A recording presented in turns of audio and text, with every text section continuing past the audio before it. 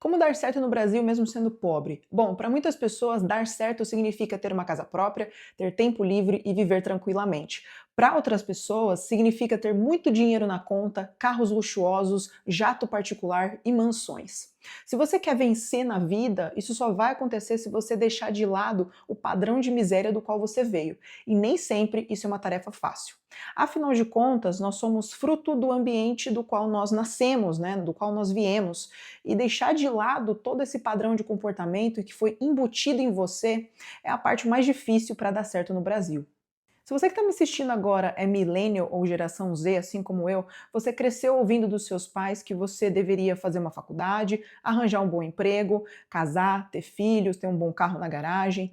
Mas hoje em dia a gente sabe que essa ideia está totalmente ultrapassada e não necessariamente esses caminhos que os nossos pais nos disseram é o caminho do qual a gente deveria seguir. Para dar certo no Brasil, no entanto, independente do tempo que você viva, você vai ter um desafio muito grande: o próprio Brasil. O Brasil dos seus pais não é aquele que você encontra hoje. Em alguns dias, no entanto, parece que nada mudou. Pode ser que seus pais sejam separados e que você viva num bairro violento. Talvez você tenha crescido com coisas perigosas ao seu redor. Será que você comeu o suficiente enquanto crescia? Será que você é tratado de maneira diferente porque você é uma minoria? Talvez você nem conheça o seu pai. São muitas variáveis para apenas dar certo. E aqui eu não estou falando para você que todos esses pontos que eu mencionei você tem que utilizar eles para se vitimizar, mas entender que todas essas variáveis influenciam no resultado final, ou seja, você. Eu terminei um livro fantástico que eu queria dividir com vocês antes de falar sobre dar certo no Brasil. Esse livro é o Determinados, a Ciência da Vida Sem Livre-Arbítrio, do neurocientista Robert Sapolsky, e como o próprio título já diz, o Robert Sapolsky vai defender aqui nesse livro de que não existe livre-arbítrio.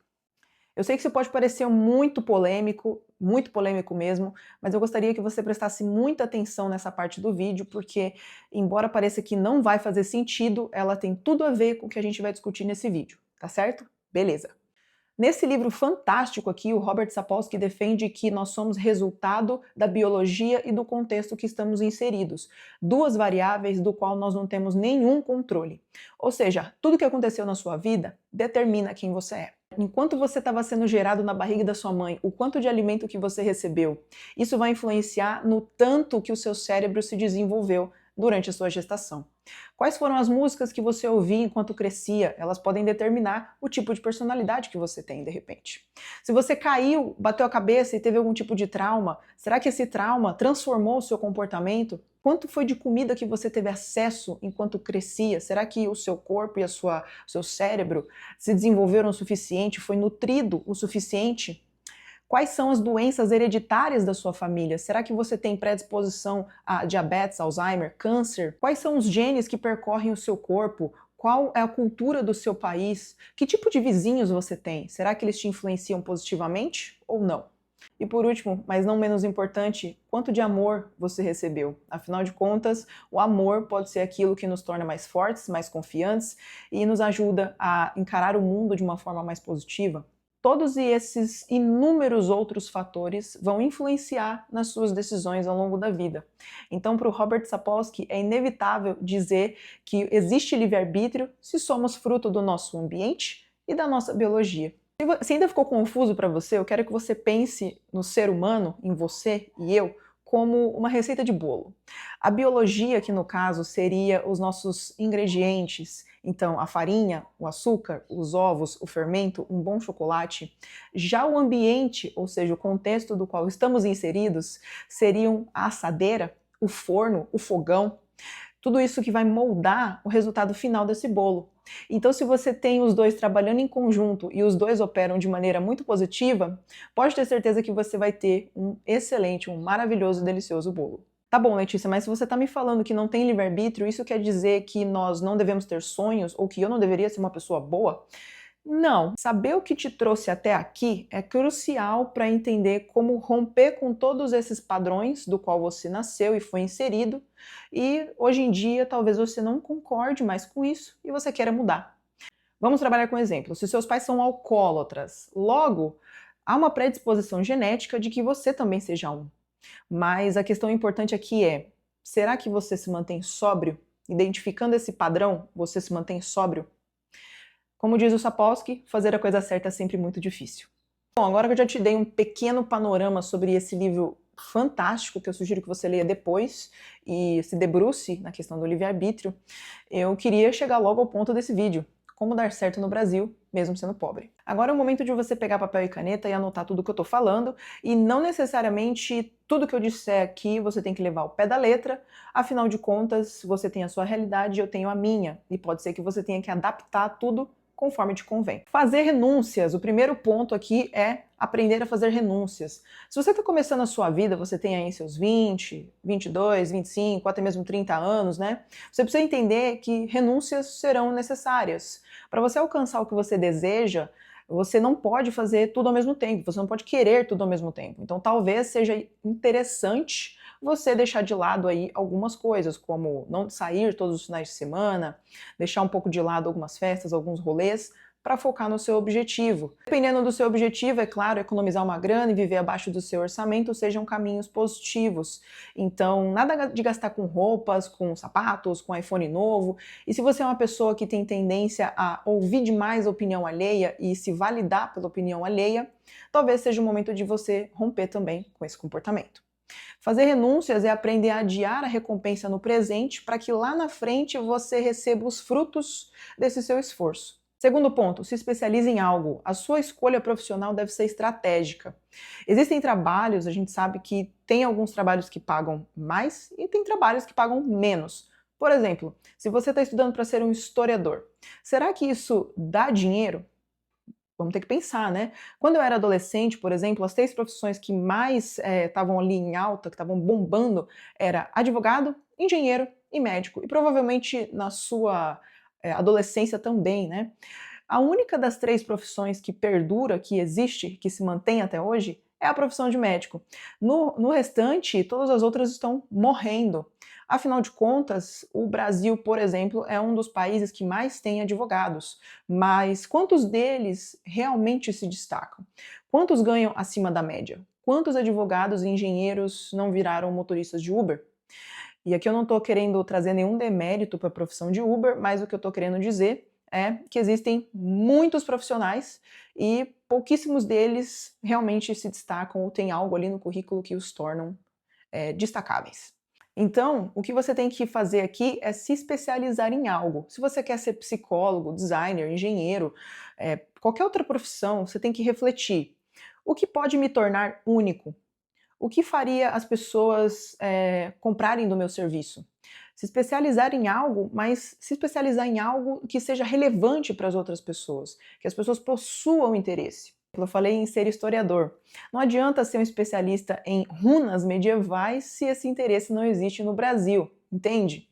É muito legal, é claro, entender, estudar sobre tudo isso, mas existe demanda para isso? E você precisa pensar em coisas que coloquem grana no seu bolso. Por mais que estudar história seja legal, você vai ter que pensar em que mais você pode fazer enquanto historiador para ser um historiador diferenciado.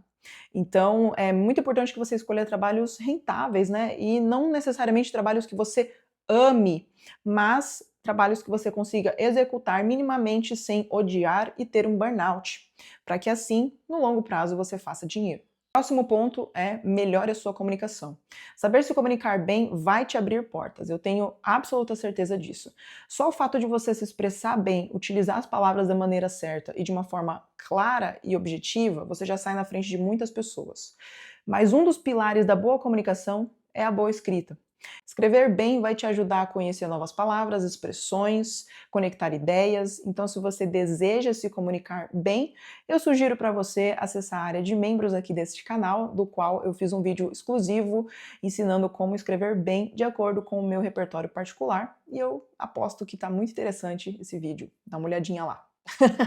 Bom, é claro que se comunicar bem exige treino, então eu sugiro que você use as oportunidades que você tem, inclusive ali em reuniões com seu time, né, para conversar e expor as suas ideias de uma maneira clara e objetiva. Pode pedir ajuda para um amigo também, fala para ele sentar e ficar quietinho e você vai contar uma história ou apresentar um projeto e depois você fala para ele dizer para você como você saiu nessa situação. Próximo ponto, seja desenrolado. Esse ponto aqui vai exigir um jogo de cintura. A real é que ninguém gosta de uma pessoa tonta no ambiente de trabalho. Ninguém curte aquela pessoa alheia, boba, lenta, que não tem proatividade e não percebe as coisas ao redor.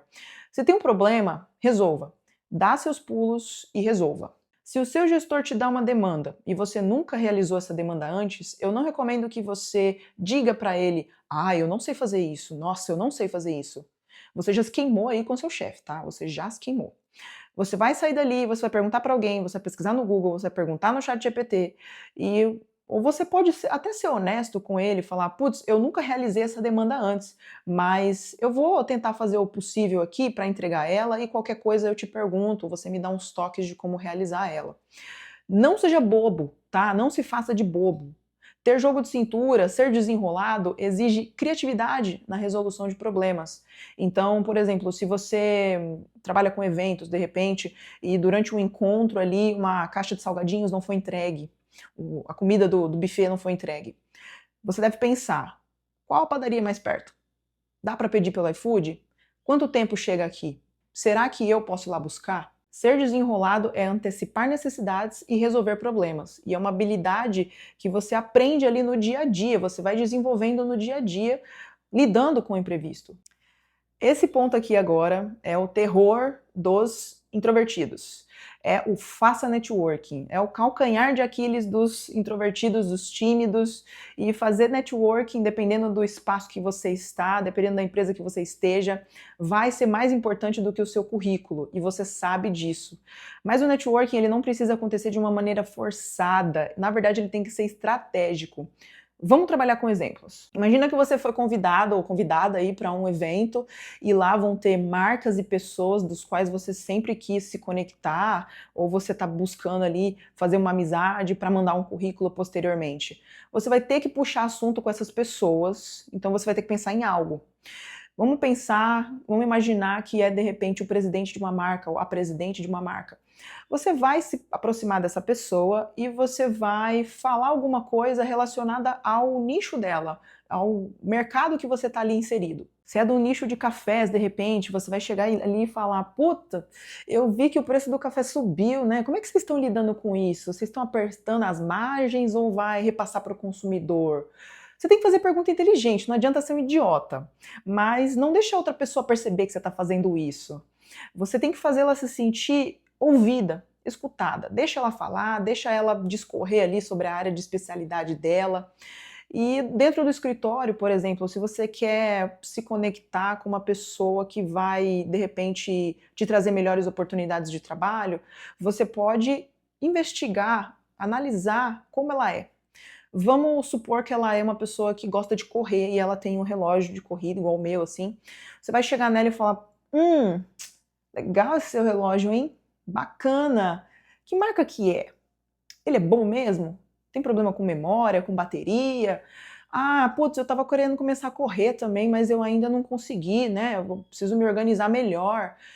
E a pessoa, se ela gosta de correr, pode ter certeza que ela vai falar um monte sobre corrida pra cima de você. Ela vai te bombardear de coisas e você escute ela, tá? Você vai ficar marcado ali na mente da pessoa como alguém que te escutou falando da sua área de interesse. E isso é muito legal. Você já fez uma ponte com a pessoa, você olhou para ela, viu o que ela gosta, mapeou algum comportamento dela e você se conectou com ela através da via do gosto, do hobby. Mas agora vem a pergunta de R$ 1 milhão, mas como fazer network mesmo sendo tímido ou introvertido? Olha, eu não sou tímida e nem introvertida, mas eu acho que você tem que colocar uma máscara. Você tem que primeiro entender quais são os seus objetivos com tudo isso, e aí você vai colocar essa máscara, você vai ter que fingir ser uma pessoa, não na verdade fingir, mas você vai ter que aumentar a sua personalidade. Eu aqui nos meus vídeos eu falo um pouco mais aumentada do que eu realmente falo. Eu tenho muitas expressões e tal, mas eu acabo imprimindo mais personalidade nos meus vídeos para que tenha mais visualizações ou que você se conecte melhor comigo. Então, se você é tímido ou introvertido, pega esse conselho que eu tô te dando. Aumente a sua personalidade. Pense em pessoas das quais você admira na comunicação e personifique isso em você. Você vai ter que se expor a isso, né? O networking, ele exige que você se exponha, se coloque nas situações para se aproximar das pessoas certas. Esse ponto aqui é um pouco polêmico, tá? Vai depender muito da sua realidade, mas esse ponto é o ter outra fonte de renda. Ter apenas o seu salário como fonte de renda principal no Brasil é muito arriscado. Você sabe que a pior notícia do Brasil é sempre a próxima, como dizem aí na internet. Então, você tem que se preparar para caso aconteça alguma interferência, caso você quebra a perna, machuque um braço e fique afastado do trabalho. O que você vai fazer nessas horas? Talvez seja interessante você ter outra fonte de renda. E dá para fazer isso de inúmeras maneiras, tá? Aqui eu vou listar só algumas, como ser garçom, garçonete em eventos, fazer freelas de redação, caso você escreva bem, fazer um trabalho ali de social media, caso você entenda de redes sociais, ou até mesmo ter um canal no YouTube, que é o meu caso. Você precisa ter uma fonte de renda até mesmo para fazer a sua reserva de emergência, porque como eu falei, você não sabe do dia de amanhã e pode ser que você quebre uma perna e fique afastado. Precisa pensar sobre isso aí, hein? Precisa pensar. O último ponto pode parecer ridículo, mas eu juro que é sério. O último ponto é: não estrague tudo. O que seria, na verdade, estragar tudo? É você ser jovem, se enfiar em substâncias ilícitas, se afogar no álcool todos os dias, ser viciado em redes sociais, se relacionar sem proteção, não abrir um livro para estudar. Estragar tudo é jogar fora todas as oportunidades que a vida te deu e deixar a sorte passar na sua frente. Então, por favor, aí, não estrague tudo. Bom, como vocês viram aqui ao longo desse vídeo, dar certo no Brasil não é ter mansão, carros de luxo, iate. Para mim e para os meus valores, dar certo significa ter tempo de qualidade com quem eu amo, pagar as contas e sobrar um pouquinho ali para investir, ter uma vida tranquila, ler e estudar, praticar esportes e ter previsibilidade financeira. E por que não, também, descansar. Eu não busco uma vida de ostentação, mas uma vida frugal e simples, onde eu posso comprar o tempo e experiências que são aliadas aos meus valores. Eu acredito que seguindo esses passos, você vai conseguir estruturar a sua vida também. Nosso país é muito difícil e com muitas reviravoltas a todo momento. Então, se você estudar, se aperfeiçoar, cuidar da sua saúde e buscar ter previsibilidade financeira, eu acredito que você vai conseguir se blindar de todas essas surpresas, minimamente falando. E aí, você já segue algum desses pontos que a gente abordou aqui no vídeo? Você acha que dar certo no Brasil, mesmo sendo pobre, é possível ou não é possível? Como que tá sendo isso aí para você? Vamos conversar nos comentários. Até o próximo vídeo. Tchau, tchau.